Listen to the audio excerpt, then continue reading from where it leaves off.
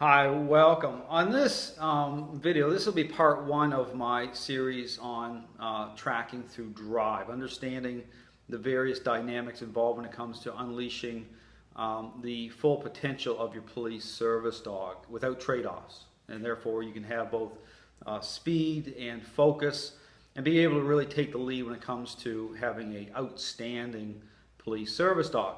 Now, on this video, I'm going to be talking about the issue of obedience itself, because oftentimes what the question will come up is, how does obedience itself affect the drive of the dog? Does that interfere in the drive of the dog? Can it diminish the drive of the dog somehow through obedience type of training?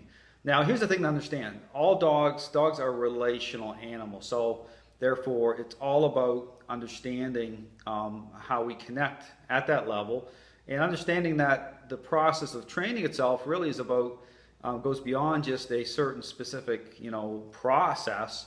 It's about how the relationship is defined from the moment that you begin to connect with your new dog.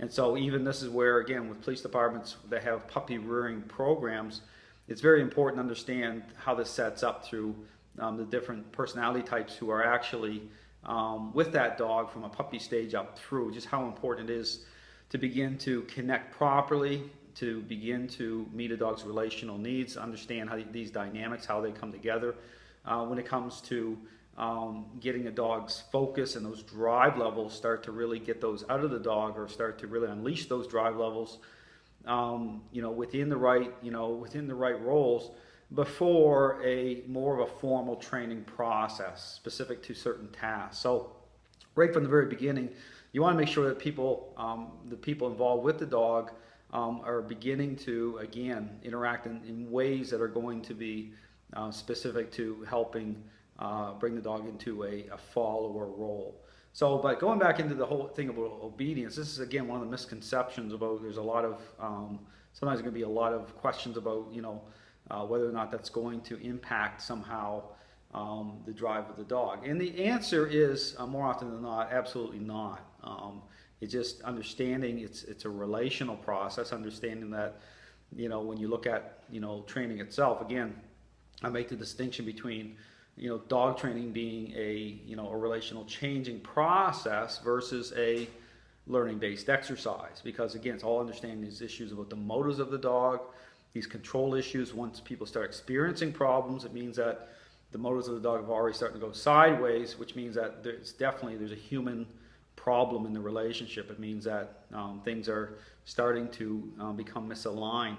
So it's really understanding these, how to connect properly, how to interact properly. And this is where, again, the methodology itself, understanding, and again, I define that. So when I'm actually helping dog owners, I'm actually, it's about, approaching training for what it is, but starting to change the perceptions of the dog, but done in such a way it's about what's reasonable, the dog coming into agreement with the process, and even looking at the process itself in terms of, obedience training, how it is all about right relationship. So again, when you're understanding the process itself, there's nothing to fear in the process.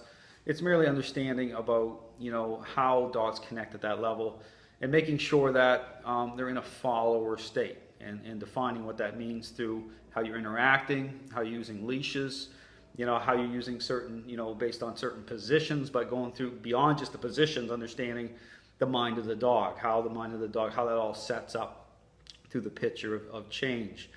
And then again, once you get to a formal training process, then here's the thing, is like, once you really understand how about the process itself, it's all about, the critical nature of right from the very beginning of connecting with the dog.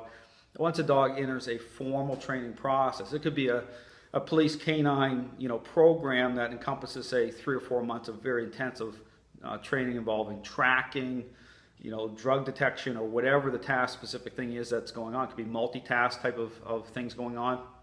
Is that right from the beginning, from when the dog is a puppy right up through, is that if the right type of things are happening with interacting with the dog in such a way that's really bringing the dog into a follower state and unleashing the dog's drives through the process, then really the more formal training process is more just about connecting dots. It's really about just beginning to get the dog to, to specifically do certain things. But the great news is that you're not engaging in a relational changing process at that point. It's all about just beginning to get the dog to really unleash the dog's drive, really start to, connect certain things together. And so the process itself, it can be very enjoyable.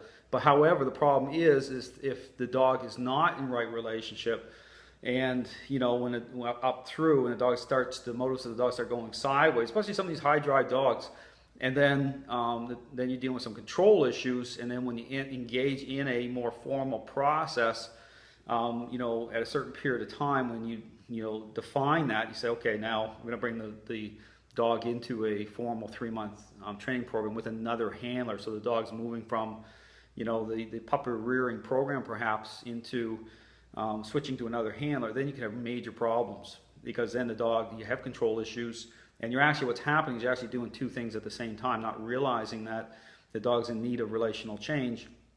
And it really is very problematic, because what's happening is you're going to have all sorts of problems, because the dog is going to have focus.